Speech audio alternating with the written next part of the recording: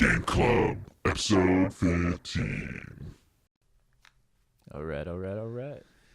Well, welcome to Game Club. We are talking about this game called Space Ribbon, and up front, I just want to mention that we were invited by the developers to try this game out. They haven't paid us or anything like that, but they invited us to, so we decided we'd do that. And we paid for the game. And we paid for the game, so, No freebies. Yeah, there's no handouts here, and we can trash talk as much as we want. Our opinions are not bought. Unless you want to buy them. Yeah, if you want to buy them, I mean, we're down with that. We're not saying we wouldn't do that, but we haven't done it this time. I'm just saying, Activision, we're here. We're here for you, Ubisoft. Okay, well, so Space Ribbon, what is it? It's a racing game. Psychedelic space racing on an infinite variety of procedurally generated tracks. That's a lot of words. Yeah. So the track is procedurally generated. It's very much like a ribbon going through space. You can actually see it getting generated as you're racing. Theoretically, the race could go on forever because what ends the race is you catch up to where it's getting generated, which is like a big Face. face, which is like just throwing up the track as it goes backwards. And when you get to that, you go across the finish line, and that sets the point of the finish line, and everybody else catches up to that point. And it's an early access game. It definitely feels like an early access game, which isn't a knock against it. It's just the reality of what it is. There's still a little bit of polishing it feels like it could use. Yeah, it seems everything needs some polish, right? Yeah, but nothing major. Nothing like... Yeah. Nothing to stop me from playing it. The gameplay, I was saying to Chris, feels like... reminds me of old Jet Moto. Jet Moto was, I believe, a PlayStation exclusive game on PlayStation 1, maybe 2. It involved being on a bunch of rockets in a race, essentially. And the mechanics of that game, it has the same sort of slipperiness, the same sort of feel. I think Jet Moto had drifting, whereas this game doesn't seem to have drifting. I couldn't figure it out, but it does have drafting. Yeah, I did have a little drift, like, inadvertently. Okay. Like I noticed a few times I slid, but not on purpose.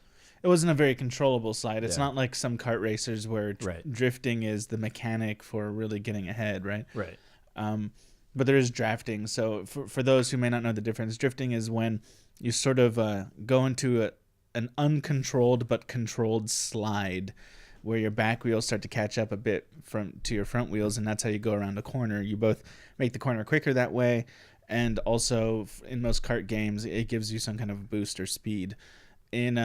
Whereas what drafting is, that's when you come up behind another car, and the sort of vacuum that car is leaving behind as it cuts through the air gives you makes it easier for you to go fast, and you can kind of catch up behind a car and then flip around its side and boost off. So there shouldn't be drafting in space, right? That's a good question. That's true. I just realized.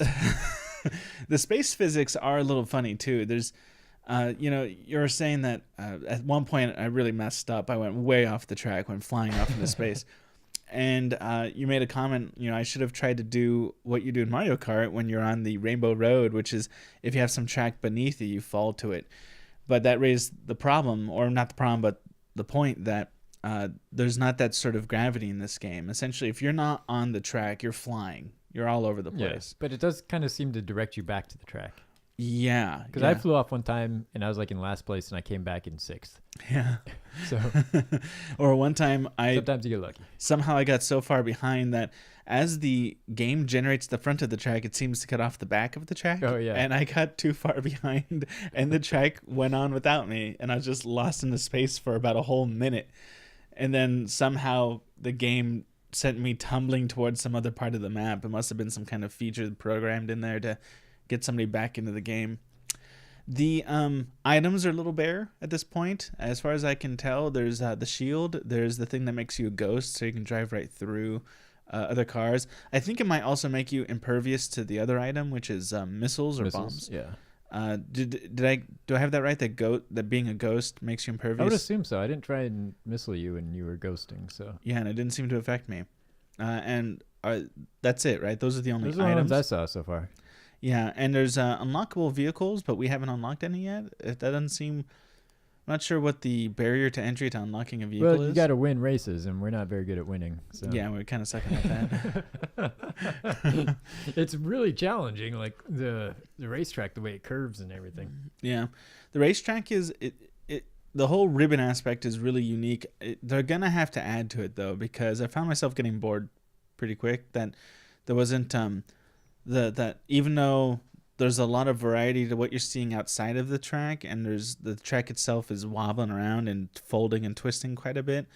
What I wasn't getting a whole lot of was just interesting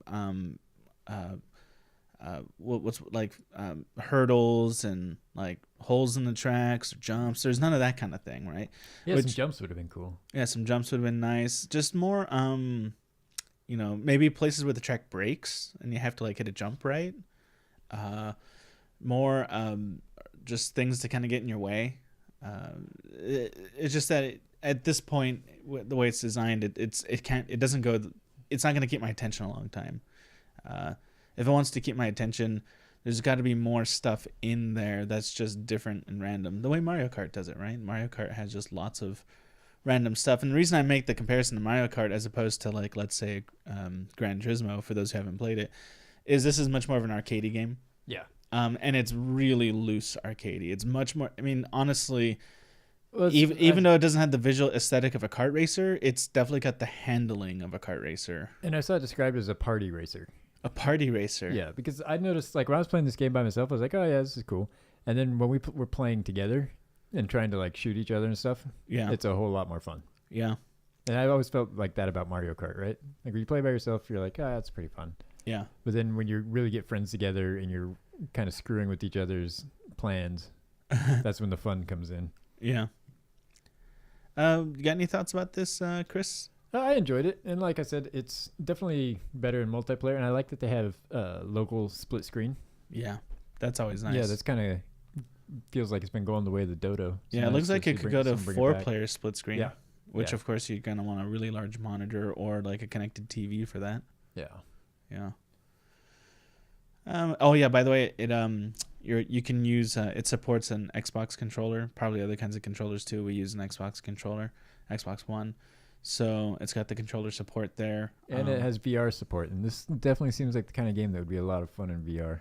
Yeah, this is a game that's probably honestly just as a Steam game, it's not gonna it's just not gonna get it's not.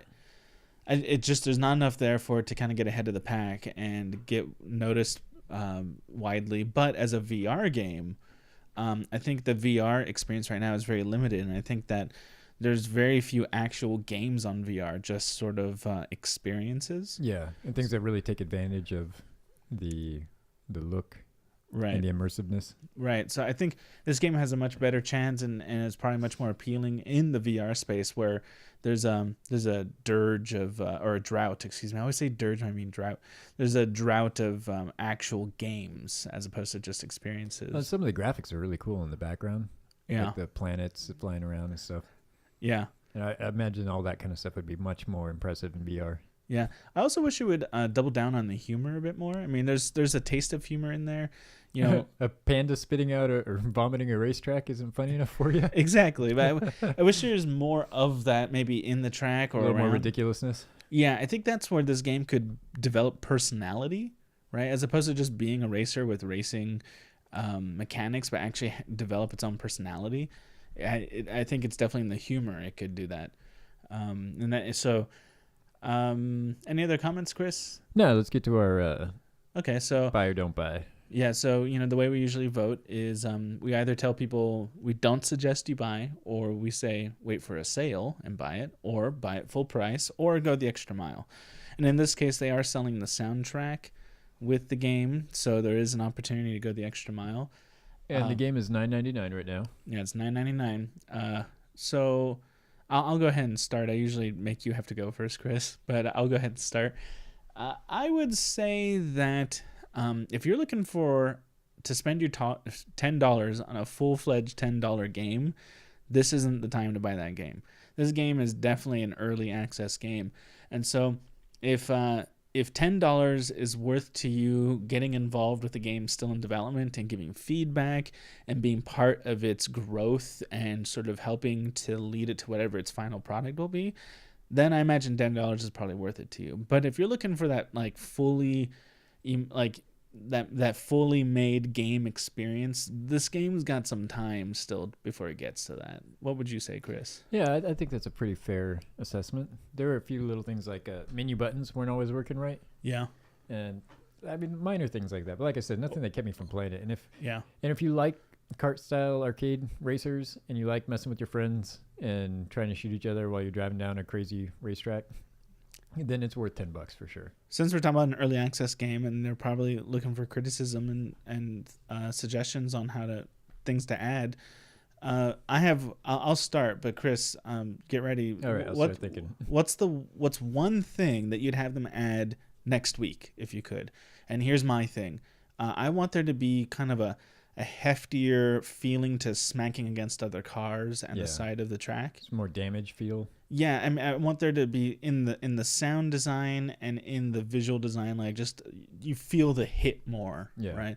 It felt very much like everything was made of plastic as opposed to like weighty cars.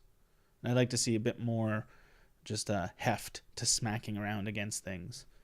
What would you say, Chris? I'd say jumps. I think you're onto something with that. Yeah. I want some jumps. I like car jumps. I love Dukes of Hazzard. Yeah, just and can we just pause the video for a second, take a photo of it as it jumps, Dukes of Hazzard style? Well, I did like the after the race. You can rewind. You can rewatch your race and while it's showing you the scores and everything. Oh, interesting. And you can rewind and fast forward to see certain parts. I missed that. Yeah, it's a nice little extra. Oh, cool. Okay. Well, we looked up the developer of the game. What was the developer's name? Do you remember? Let's see. I'm looking. Onteca Limited. Well, good job, Onteca. Thanks for sending us a message on Twitter to check out this game, and we're glad we did. It is a very fun game. You're onto something.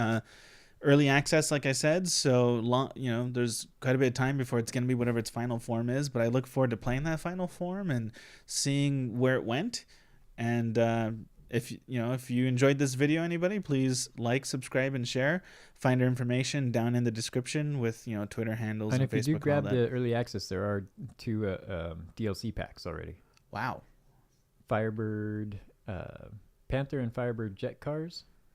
I wonder if that's how you unlock cars. Yeah, maybe if we had better cars, we would do better, but probably not because we just suck at driving. Yeah, that could be it too. I mean, I know I'm just like flying off roads all the time in real life. Yeah, absolutely. Just smacking right into things. I keep looking for sweet jumps. Well, let's cut it there. All right. And next week's game? I don't know. I haven't figured that out. We will put it on the website. We will. Or on the description. We'll do something, I'm sure. And everybody tweet at Jose. Tell him, show up.